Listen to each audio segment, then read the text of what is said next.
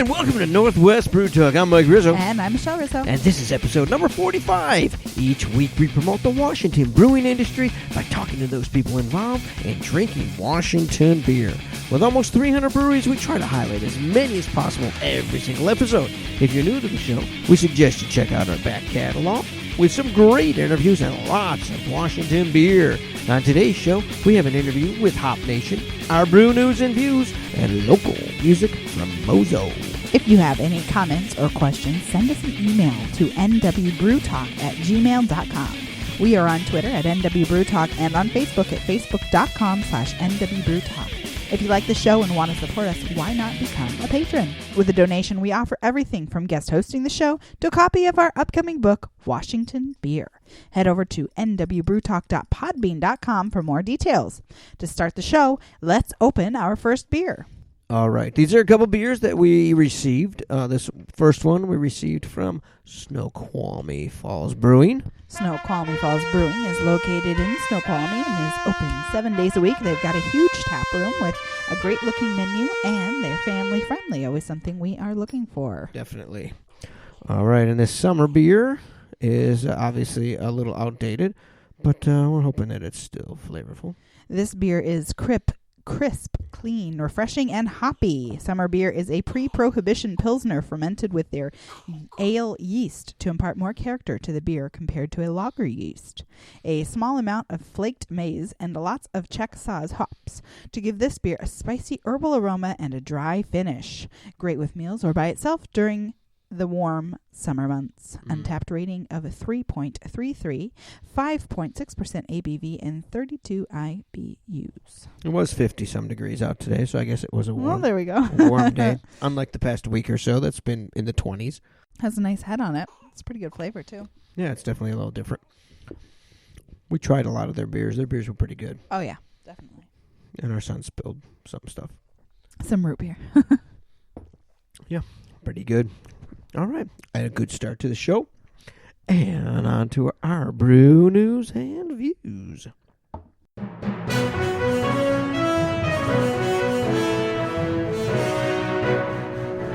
Topping this week's news, December 3rd through December 6th, Brewers Cafe in Seattle is hosting Big Wood Wood-Aged Beer Fest. With over 50 wood-aged beers on draft, this is one of their biggest festivals. From sour to stout, they have beers from all over the world that'll be tapped for your enjoyment. A few of the Washington breweries available will be Black Raven, Elysian, E9, Fremont, Holy Mountain, Propolis, Schooner Exact, Silver City, and Wander. The festival will run all weekend, but certain beers will not, so be sure to get there in time every day to try them all. On Saturday, December 5th, Pyramid Breweries will be celebrating their 18th annual Snowcap Party in Seattle. There will be live music, beer, and proceeds benefit the Northwest Avalanche Center. The party celebrates Pyramid's release of Snowcap Winter Warmer Ale. On December 4th and 5th is the 2015 Winter Beer Festival hosted by the Washington Brewers Guild. Over 50 Guild brewers will showcase their winter seasonals. The event is a fundraiser for the Washington Brewers Guild. There will be 3 separate sessions for the 21 and over event to be held at Hangar 30 in Seattle. Okay. Saturday, December 12th, will be Black Sunday at Tacoma Brewing in Tacoma. In celebration of their 3rd anniversary, they will be releasing a limited number of bottles of Black Sun Russian Imperial Stout.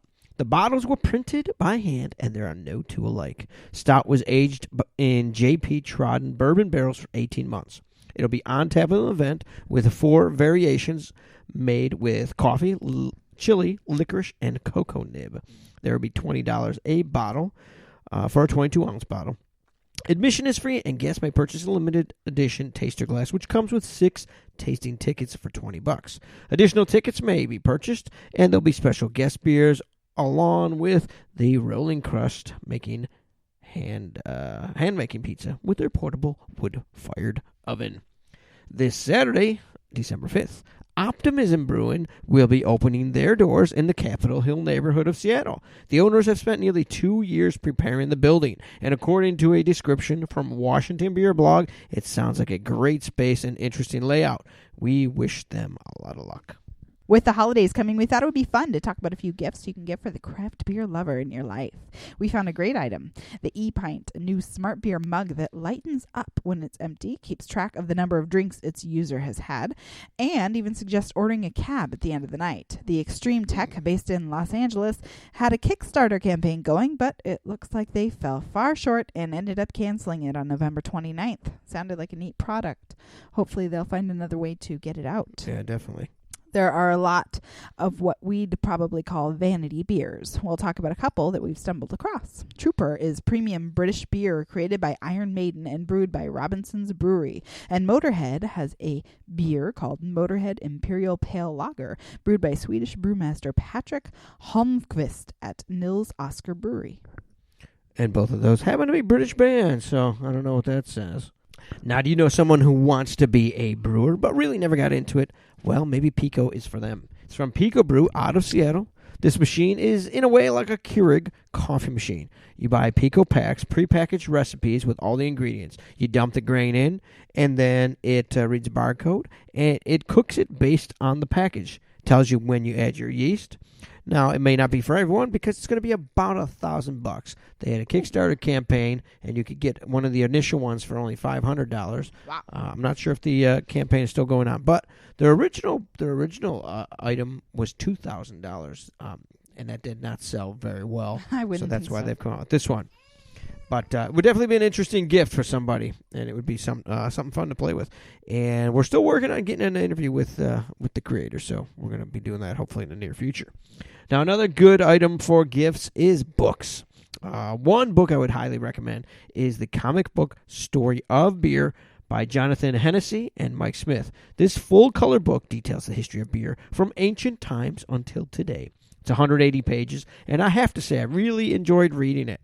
They used quite a few references to try and get the story right, and it shows. The artwork is top-notch. The story is easy to read, but it's definitely enjoyable. There's detailed descriptions of beer styles, so the book would be great for anyone from a novice to an expert. It can be had for about $14 on sale. And that is a few gifts for the person in your life. And that's it for the brew news, views, and gift selections for this week.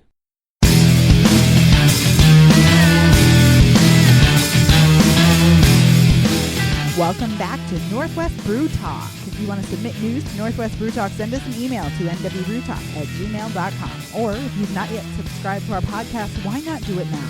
It's free and available anywhere you listen to podcasts, including iTunes, Podbean, and Stitcher. If you like us, a review or rating would be really appreciated. But most importantly, make sure to tell your friends about Northwest Brew Talk. All right, great. Now let's talk to Ben Grossman from Hop Nation. All right, we are here with Ben Grossman from Hop Nation in Yakima. How you doing today? We are doing wonderful in unusually smoggy, cloudy Yakima.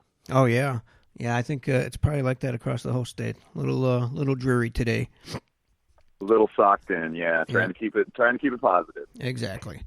So why don't you give us a little background on how you got into brewing? Okay, well, it's kind of a long story, and I've bounced around a lot of places. But basically, when I left grad school from Ohio, I started at Coors in Colorado in yeast research and development. And while I was there, I was able to work with such guys as John Brewster and Keith Villa, the guys that are on the Blue Moon commercials. Okay. And it was a temporary position, so I basically kind of bounced around at Coors a little bit. So I did yeast research and development for a couple of years, then I did quality assurance and quality control for Coors as well. So I kind of got my feet wet in the science side of how to start a brewery, how to be a brewery. Okay. And it all really starts with quality. Mm-hmm. So we started there, and then I kind of bounced around a little bit. Went over to I brewed sake for about 3 years. Hakushika sake is like the Coors of Japan. They picked Golden, Colorado as their area just simply because they had the best water they could find. Okay. So I bounced from there. I came up to Washington, worked for Bert Grant's, which was the first brew pub post-Prohibition. they're no longer in business.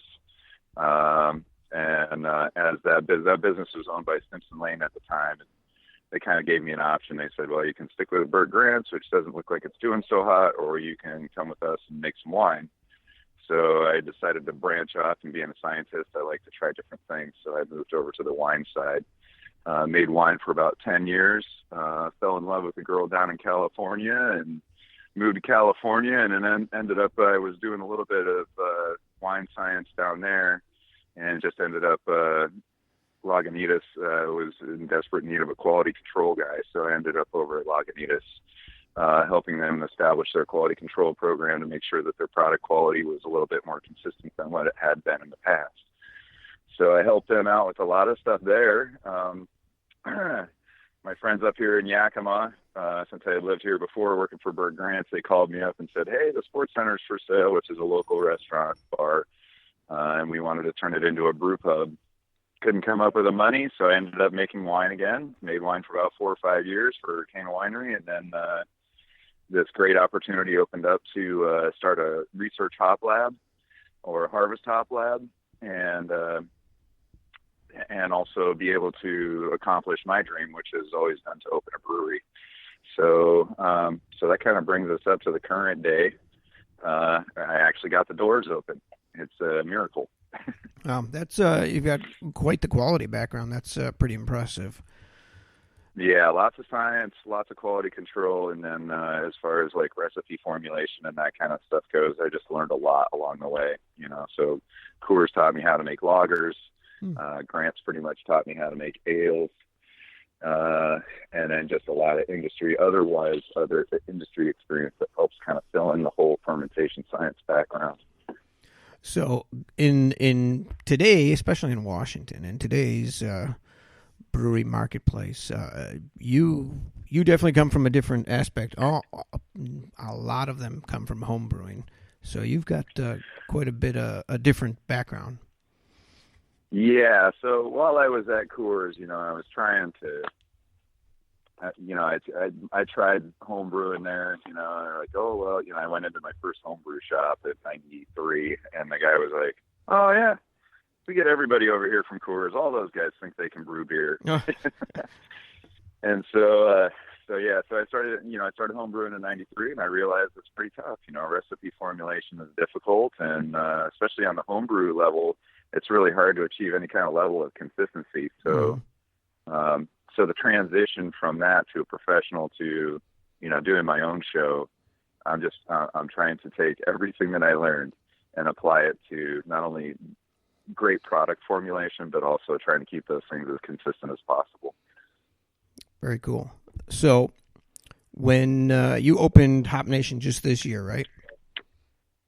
Yeah, we've been open for about 7 months. So we're brand new. Yeah. So, what type of beers did you want to bring to the public here? Well, I'm bringing a wide array. My neighbors down the street, Bale Breaker Brewing Company, produce fantastic, phenomenal IPAs. Mm-hmm. I chose a little different tack, even though we're in the hop capital of the country. I kind of like to produce beers different beers, not just IPAs, and when I make my beers, I like to have them be a little bit more malt forward so that you can actually taste the essence of the beers, meaning the malt, the yeast, including the hops, of course, and then the other element that nobody really ever talks about as far as ingredients is water. And we're very fortunate here in Yakima to have, really good water. So at least from the source that we pull from. And I think just the combination of all those things should be a symphony. It should be a symphony of all different musical instruments. Musical instruments in this instance would be malts and water, hops and grain. So anyway, so that's what I try to focus on. So I've been making German style beers. I do a lot of seasonals, but my mainstays are an oat pale ale. I call it a cream ale. It doesn't make much sense, but it's a little bit more hoppy than a cream ale, so I call it a pale ale. The German Hefeweizen, which I learned how to make at Tabernash in Denver. I worked under Eric Warner, who is at that time, I think he was one of 3 degreed guys from Weinsteffen in the United States. So I learned how to make German style beers from him, and he's still in the business. He works at, I think he's the president of Carbeck Brewing Company, and they're down in Houston, and they're doing a really good job. But I lost my track of thought. I don't know where I'm at, but what kind of beers you were doing? Oh, that's right. So the oat pale ale, the Weiss beer, which is a true German Hef style, and then the last beer being an IPA, and it's more malt based again. Okay. And then I've done all sorts of I'm working on all sorts of seasonals. So I got an ESB, a Bach, which is a Helles Bach, not the darker Bach. Firing Center Red, which is Imperial Red. I just made an oatmeal milk stout. So I'm kind of all over the place, but I haven't branched into Belgians yet, but that's on the books, doing some barrel aged stuff. So I'm kind of all over the map. I want to bring flavors to Yakima that are really highly drinkable. So mostly dry, not sweeter styles. I really believe that people should be able to sit at a bar and be able to have 2 beers or 3 beers and over a good period of time and be able to drink more if they want. Mm-hmm. Sometimes you drink those really big beers, and you can have one and then you're kind of done. Right. So do you think so that... I'm trying to... Yeah. No, I was going to say, do you think I'm sorry. that your approach is based on your quality background and your winery background? A lot of that comes into play. I mean, I would say that all that experience is really important. However, we all know that brewers have to wear so many other hats, right? Like plumber, electrician, mechanic. And so all those skills were developed along the way too. So you just, as you get into the industry, you got to know that stuff getting into the business. And I think that's where probably a lot of home brewers are really well off, because they have to come up with ingenious contraptions to make the homebrew work and be consistent. But at the same time, it really helps to be in professional environments where, like say Coors, you just learn that you need a backup pump. They have 12-inch transfer lines. Most people in the industry have 1.5 if you're small. Right. And so they're moving a lot of beer, and they just, experience just teaches you, that once that 250 horsepower pump goes down, you're going to need one right behind it. Right. You can't stop. You got to keep going. Mm-hmm. So, just all those kind of like, brewing is a lot of art, but it's also a lot of science. And then there's also a lot of engineering. So all those, I don't know. I think if I was 25 getting into the business, I'd be spending a lot of money on mechanics, because I wouldn't really know any of that stuff. Right. So yeah, I love where we're at in society now, because it's like, they say that where we're at in our culture is a direct reflection of beer. Okay. As technology and beer increased, mankind's what do you call that, quality of living went up. And that's not a bad thing. No, not at all. So, doing your malt forward beers, is that a reflection on your past also? Yeah, I think so, and I think it's like my personal preference too. Okay. I mean, I've had consumers come in and say, "Hey, you're called Hop Nation. Your beers aren't very hoppy." Mm-hmm. And I said, "Well, here, try the Kolsch. It's not a hoppy beer, traditionally, but if you taste that beer, the malt body is so light that the hops really shine through." And so, being in Yakima, I've had this like great opportunity to meet some of the great minds in the hop industry, and they've kind of been able to, throw me some experimental hops here and there. And so, though that beer is not very hoppy, when you taste it, you taste that experimental variety, and that's what I'm looking for, because I don't really, I've never brewed with many of these, I haven't really brewed with any experimental hops up until this year. And so, I believe that, it is a symphony. And from my past, I've been a musician, and I've always felt that if the drummer's too loud, you can't hear the rest, or the singer has a hard time singing, or whatever. So really, I just look at it more in a musical sense, in that everything needs to complement each other to make something better. Synergy. Right. Yeah. Yeah, definitely interesting. So that's just my philosophy now.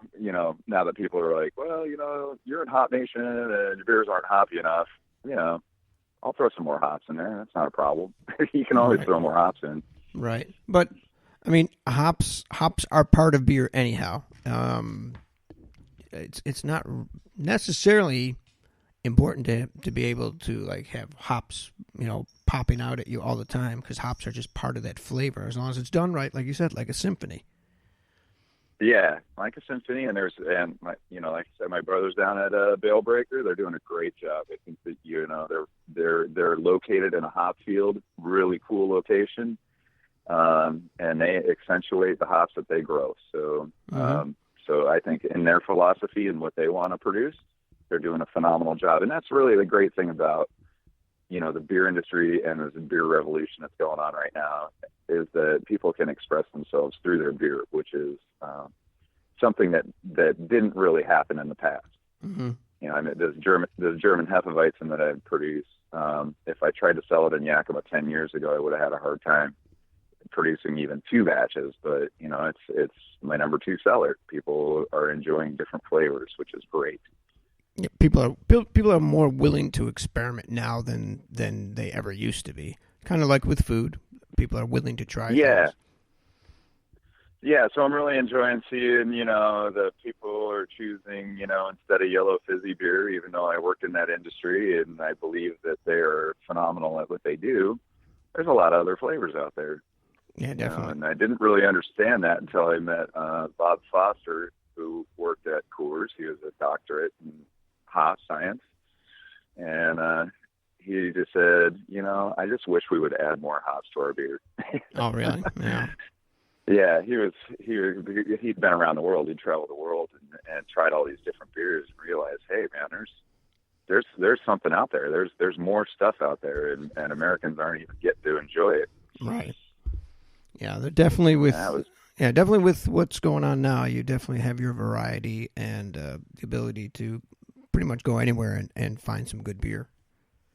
Yeah, heck, even things that I considered, 15 years ago, back in 94 or whatever, things that I would never consider drinking. That's people are enjoying them. And I'm like, that is awesome. Yeah. So what size system do you have at Hop Nation? So I'm brewing on a 10-barrel system. When I make big batches, I have to, bigger beers, I have to double mash, because I don't have enough mash room to actually, and there's that engineering thing.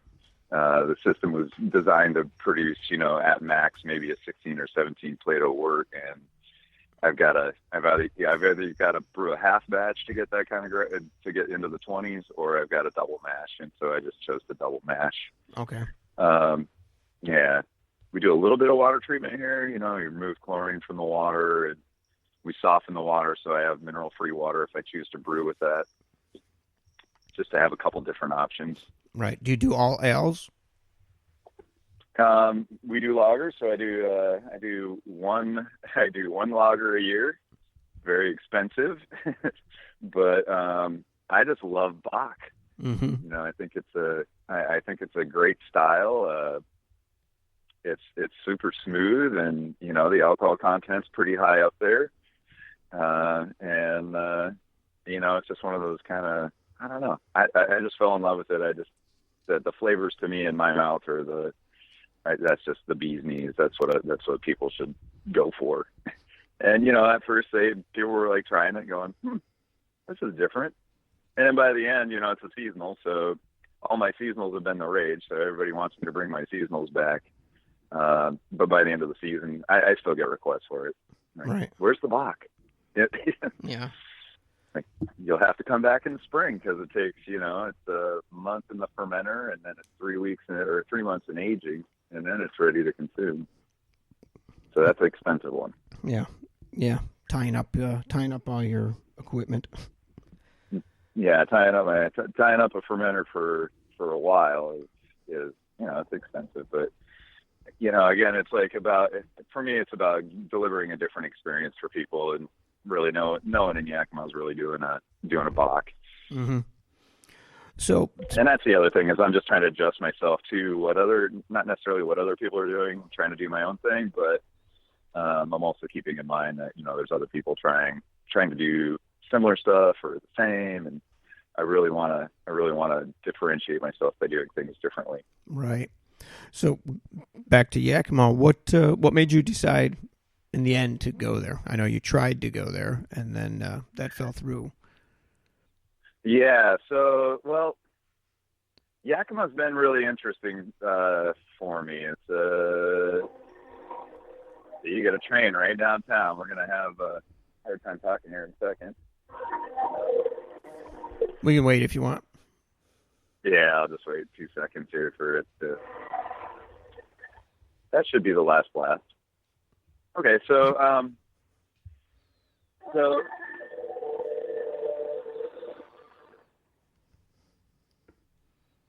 Yakima is, it's the heart of the hop country. That's one thing that really differentiates it from any other place in the country.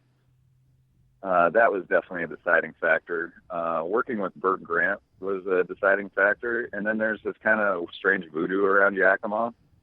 That it's not voodoo. It's the American folklore for Yakima. It's the name means land men return. So people who are from Yakima, they grow up here, they leave, and they come back.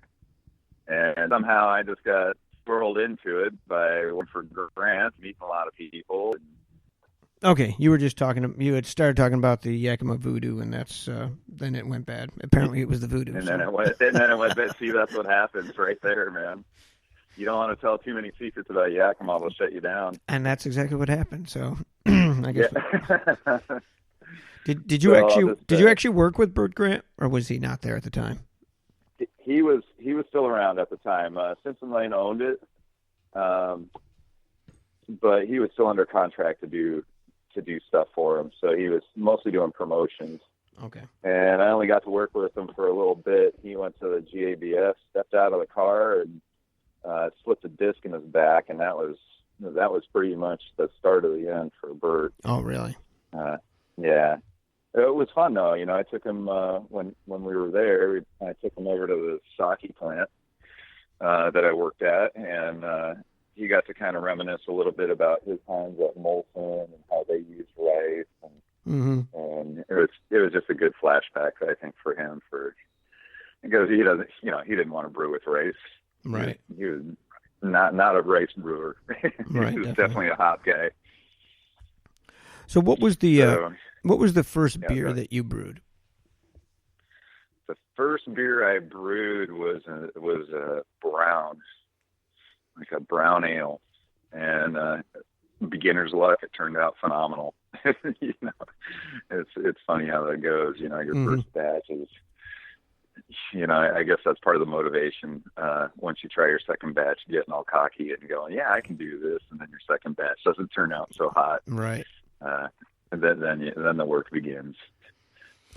It's like, hey, this is easy. And like today, I think it's like brewing today is much easier because all the equipment's available. There's, if you want to buy a tank, how many different people can you buy a tank from? I know it takes 12 months to get one, but there's probably 7, 8, 9, probably a good dozen suppliers of tanks. Whereas back then, like in the Bert Grant days, he struggled to just figure out how to put a system together. Yeah. It's like, how are we going to do this? We had sanitary milk fittings. Actually, a lot of their aging tanks were just old milk tanks in a big old rack. I've never seen anything like that in any of the breweries I've ever worked in. Oh yeah. Never seen it again. Yeah, it was, it was like, they just, like I said, the engineering side is really important, and they just did with what they had. It's exciting to be around, you like see different stuff and you're like, wow, that's amazing. Yeah, definitely. How did you guys come up with that? Yeah. Yeah, definitely. Definitely. Like you said, it's kind of like being a home brewer. If you own a home, you have to know how to do things.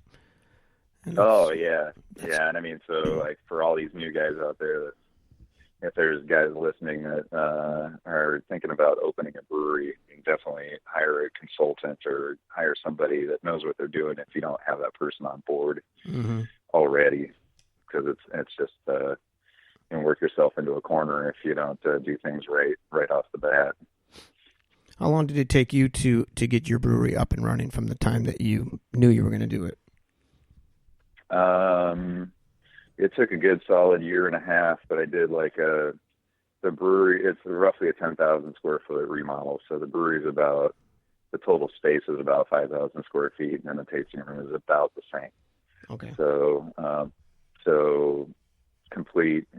It's the building that I'm located in is an old 1903 it was a dry storage facility for fruit and produce. And then 1973 it became John I. Haas, which most people know who John I. Haas is. They're control 63% of the world's market in hops. So this building was their corporate offices for a while, up until about 2 years ago when I moved in. And they did all their science here. So they had a bunch of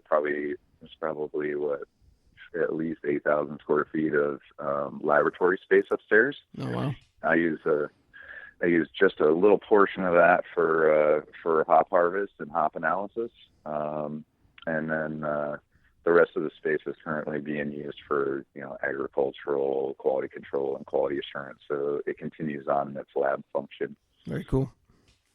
Yeah, so we have a great location, really rustic, old warehouse style, right here on Fruit Row in Yakima, which is, I had Will Hollingberry? Yeah, Will Hollingberry in here last night. He's one of the Hollingberry Sons, which is a big hop company. And he was in here, and he was just like, this is so phenomenal. I mean, Yakima just doesn't have this level of quality anywhere. This is amazing. So that was a nice compliment from somebody who also knows, the rest of the industry around the world.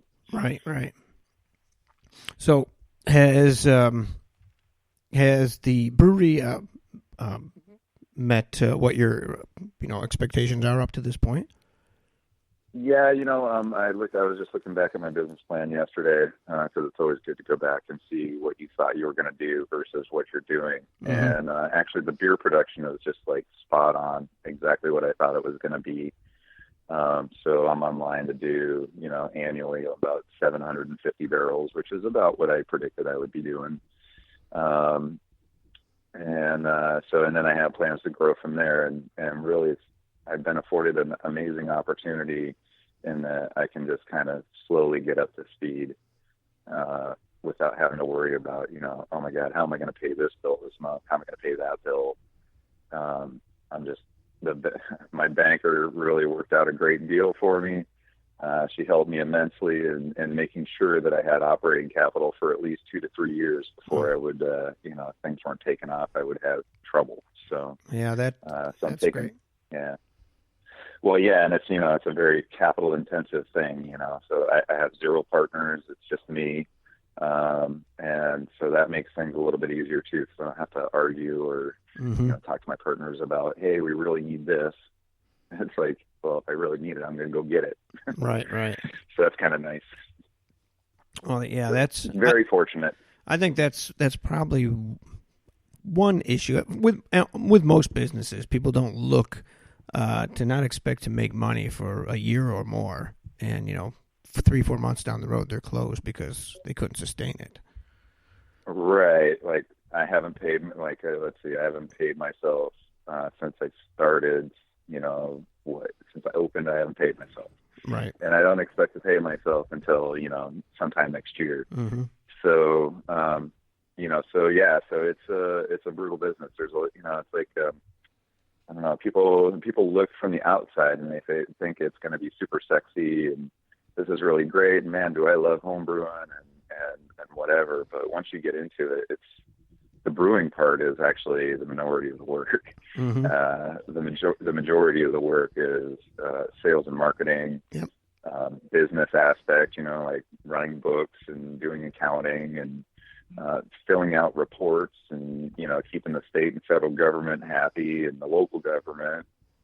There's just, there's so much more than just brewing. So if I was just brewing, this would be a really super sexy business.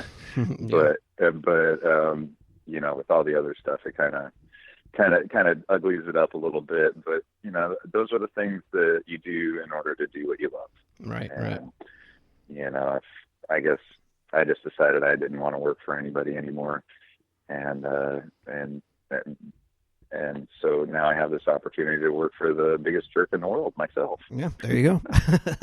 Yeah. So if I have to answer to anybody, it's going to be myself. Yeah. Hey, it's a great moment of truth that when you find out that, hey, I'm not good at being a lawyer. Yeah. Somebody else needs to do that. Yeah. Or, hey, I'm not really a great accountant. Mm-hmm. I need to hire that person. Yeah, exactly. And so, you learn your strengths and your weaknesses really quick. Mm-hmm. So what type of distribution do you have? Well, right now I'm currently self-distributing. I'm only doing half barrels and 6 barrels. And it's pretty much local bars and restaurants. I do have a few accounts. I had a guy over from Seattle. He tasted my beer and said, hey, that's really great. I'd love to pick it up at my bar. So I have one account in downtown Seattle that's occasional. And we got a couple accounts outside of town. Like the wineries seem to be doing really well for me because they, not everybody likes to drink wine. Right. So, they get out there and they have a choice of craft beer or wine. And they're like, well, the guys are like, I'll have a craft beer. And the lady's like, I'll drink through your flight of wine. Mm-hmm. Nice. So that's been working out pretty good. My intent, I have a few accounts in Ellensburg, and I'm just working on expanding my market. So starting in December, I'm really just going to start working on, we've got all the kinks worked out in the brewery now. So now we can really focus on more production, more sales. Mm-hmm. And so just slowly working, I was thinking about trying to dominate Eastern Washington, but why would I? I don't want to dominate Eastern Washington. I want to get some accounts in Seattle that will help me get to my maximum capacity, which is only 2,500 barrels. So, if I can reach that level and just hang there for a minute and then talk to my banker again and say, hey, look, this is going to be, we're going to have at least another $100,000 and some odd investment we need to make in tanks and this and that, then I'll approach it at that time. But for now, I just want to get to that maximum capacity, and I think Seattle will really help me get there because they like beer. Yeah, and definitely. There's a lot of people there. Would you look at bottling or canning?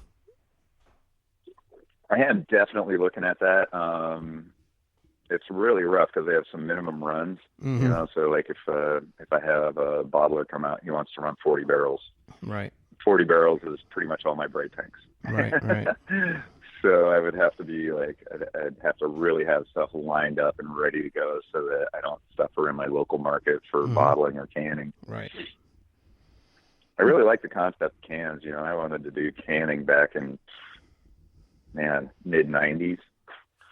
And it's only become available, really readily available in the last, 7 years, 8 years. Mm-hmm. Right. Yeah, and then canning's cool again too. Oh yeah, well I think it's just having worked at Coors and seen their bottling lines run and their canning lines run. I'm pretty convinced that cans are pretty awesome. Yeah, they just there's no light interference. There's you get a good consistent fill. Just all the qualities of can, like the can is going to maintain the quality of the beer better than a glass bottle. Yeah, definitely. That's just my opinion, but from what I've seen and what I know and all the great reactions that happen out in the world, cans definitely keep things stable. Mm-hmm. Awesome. Well, they're not sexy though. No, they're not like a fancy bottle, No, but you can crush them easier than you can a bottle. Oh yeah, and you can take them to the beach and go golfing, and exactly. There's just so many more things you can do with a can. Exactly. All the way down to the roasted chicken on the grill, beer can chicken. There you go. Awesome. Yeah. And I think we'll end it on that. Okay. Ben Grossman from Hop Nation in Yakima, thanks very much for joining us today. thank you very much for the invitation. When you guys all get to Yakima to visit the hop fields, come visit Hop Nation. All right. Thank you very much to Ben. That was a great interview. And thanks for joining us today. We will be right back after a local music break from Mozo.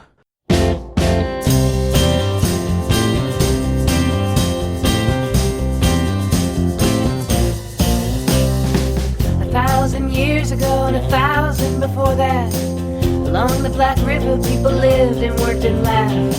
In 1916 it dried up and went away, 'cause the Lake Washington Ship Canal was run to Salmon Bay. Now there's concrete and glass above an ancient glacial lake, and all people do now is complain. They say there's too much traffic, man, it was different back in the day. And back in the day it was before eminent domain. And it's never coming back again. It's never coming back again.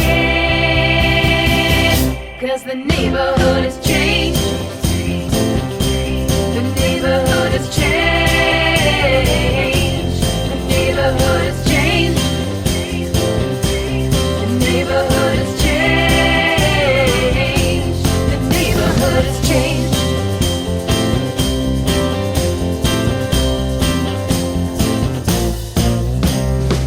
Every day in Ballard brings a new proposed land use sign. They're tearing down the houses to build townhomes that are all alike. And so much wealth in the hands of so few means nobody's left who cares to take care like they used to. And they're never coming back again. 'Cause the neighborhood has changed. The neighborhood has changed. The neighborhood has changed. The neighborhood has changed.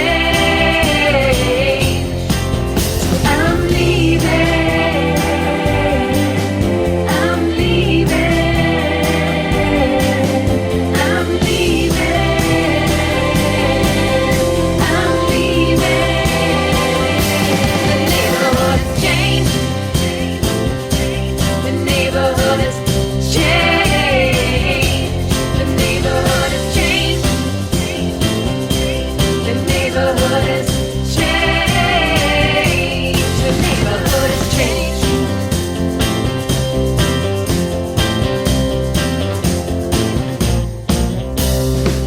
Life as we know it isn't life as we knew it. The only thing steady is change.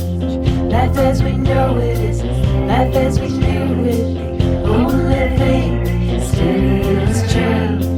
Keep it the history, teach the history, teach the history, steady is change. Teach the history, keep it the history, keep the history, steady is change. That was The Neighborhood Has Changed from Mozo. You can check them out at gomozo.bandcamp.com. If you want to have your music played on Northwest Brew Talk, contact us today. And now, let's try another beer. This time we have Dark Pony Coffee Stout from Berchman's Brewing. All right. And there's another one. We received this one from the brewery. Berchman's Brewing became fully operational in just January of this year. They do not currently have a tasting room and self-distribute, though they do have room to expand. And we did talk to Wow, look at that head. them a while back when we took a ride out to Yakima. Yeah, make sure to check our catalog. Yes, this is a lot ahead. We'll have to wait a moment here while this disappears. Well, we can talk about this Dark Pony Coffee Smells Stout. good. It's 40 IBU, 6% ABV, brewed with Yakima Valley hops, rich espresso, and dark chocolate. It has an untapped rating of 3.42. It is called Dark Chocolate Espresso Stout. Coffee Stout. Wow, you can really smell the coffee before I taste it. You can smell the coffee. That's strong. Yeah, it's got a good smell to it. And the head, great head on it. I mean, it still has not dissipated. It is literally an inch and a half thick. Need a spoon to eat it with. Yeah. You can take you know what, on the back you can definitely taste some of those flavors, some of the chocolate. Definitely. Yeah, it's good actually. I like it. All right. I want you to give me fresh beer. You serious? This week's fresh beer is on tap at Reuben's Brews.